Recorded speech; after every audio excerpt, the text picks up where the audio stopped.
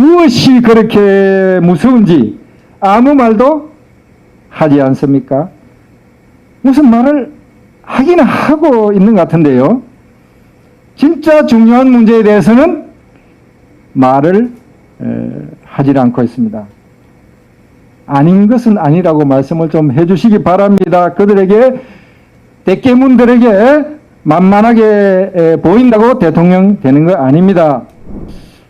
저에게는 요즘 정말 이해가 잘 안 되는 사람이 한 사람 있습니다. 이낙연 전 총리, 이분 대선 후보 지지율 1위를 달린 지가 오래된 것으로 알고 있습니다. 그런데 무엇이 그렇게 무서운지 아무 말도 하지 않습니까? 무슨 말을 하기는 하고 있는 것 같은데요. 진짜 중요한 문제에 대해서는 말을 하지 않고 있습니다. 왜 나라의 장래에 큰 영향을 주고 국민의 물질적 정신적 생활에 큰 영향을 주는 문제들에 대해서는 한마디도 하지 않습니까? 왜 386 전대협 대깨문 패거리들의 비위를 거슬릴지도 모르겠다는 걱정이 되는 그런 말들은 한마디도 하지를 않습니까? 이러다가 나라가 망해도 괜찮습니까? 존경하는 이낙연 전 총리님, 이제는 아닌 것은 아니라고 말씀을 좀 해주시기 바랍니다. 그들에게, 대깨문들에게 만만하게 보인다고 대통령 되는 거 아닙니다. 당신은 느끼지 못하십니까? 수백만 386 전대협 대깨문 집단이 검은 먹구름처럼 이 나라의 하늘을 뒤덮고 있습니다. 유사 파시즘의 광기가 이 나라를 지배하고 있습니다. 어수선한 죽음의 그림자가 우리 주위를 떠돌고 있습니다. 손영미나 박원순이 죽음의 이런 과정은 차라리 공포영화 한 장면입니다. 386 운동권과 대깨문은 누구입니까? 마오이즘과 주체사상을 요리를 비유하자면 그 베이스로 해서 에콜로지와 페미니즘이라는 양념을 뒤범벅을 하고 지성을 마비시키는 저 오래된 위정척사파의 민족주의라는 싸구려 알코올을 끼얹은 그들의 정신세계는 이해할 수 없는 지경을 넘어서서 차라리 정신과 의사들의 연구 대상인지도 모르겠습니다. 진지한 성찰과 어른이 되는 과정이 없이 부채의식 가진 선배들과 친구들 사이에서 오냐오냐 우쭈쭈 하는 가운데 40대 50대가 되고 심지어 일부는 환갑이 내일 모레 환갑이 다 된 그들 해방정사의 인식과 전환시대의 논리라는 책자들이 그들의 머릿속에 심어놓은 잘못된 대한민국 관, 역사관, 세계관, 민주주의 관을 정직하게 반성하고 극복하지 못하는 한 그들의 정신분열은 앞으로 더 심해질 것입니다. 이 무식한 하고 건방진 세대가 요즘 젊은이들이 그들을 철없는 삼촌들, 막내 삼촌처럼 느껴져서 20살 나이가 차이가 나도 개들이라고 부릅니다. 개들이라고. 제가 아는 젊은 친구들은요. 그들이 감히 국민을 가르치려고 합니다. 세상 모든 것을 다 아는 뜻이 단정적으로 말하는 습관부터 고쳐야 할 그들이 정부 예산을 써가면서 요즘 민주시민교육이라는 것을 하려고 합니다. 강사는 전부 운동권 경력자들, 정교조 교사 출신 은퇴자들 이런 사람들입니다.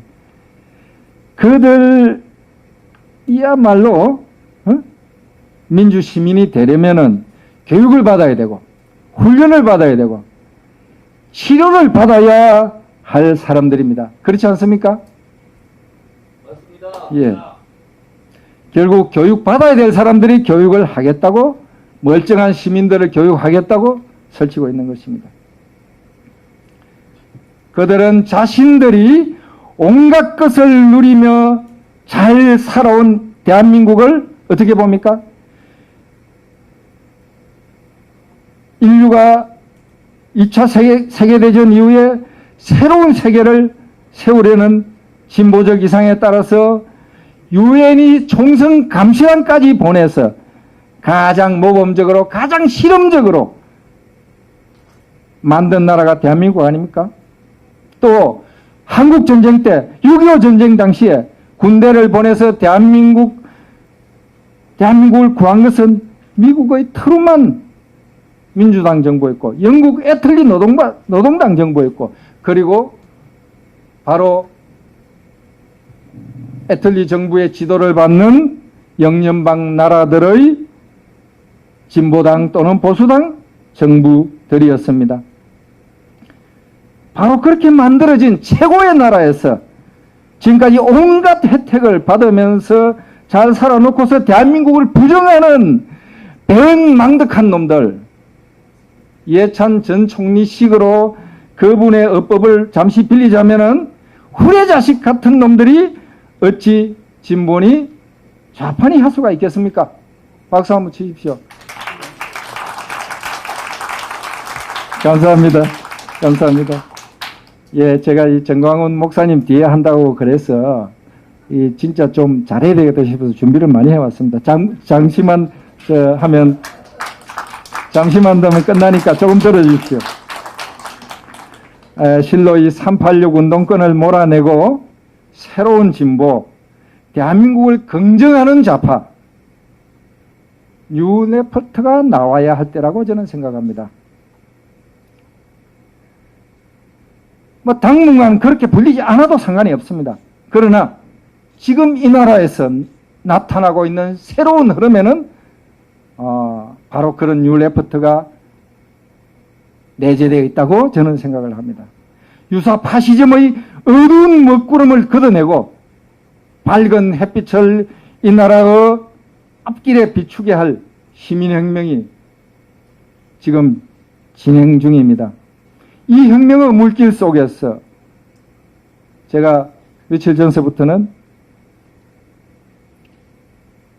1948년 12월 10일 날 유엔 총회에서 채택된 세계 인권선언을 영어 공부 삼아 영문으로 거듭 읽어봤습니다. 저는 그 감동에 온몸이 뜨거워지고 다시 한번 2차 세계대전에서 파시즘과의 투쟁에 목숨을 바친 전체주의와의 투쟁에 목숨을 바친 수천만 명의 조상들, 자유와 평등한 인권의 세상에 살게 해준 그분들에 대한 감사로 마음이 경건해짐을 느꼈습니다.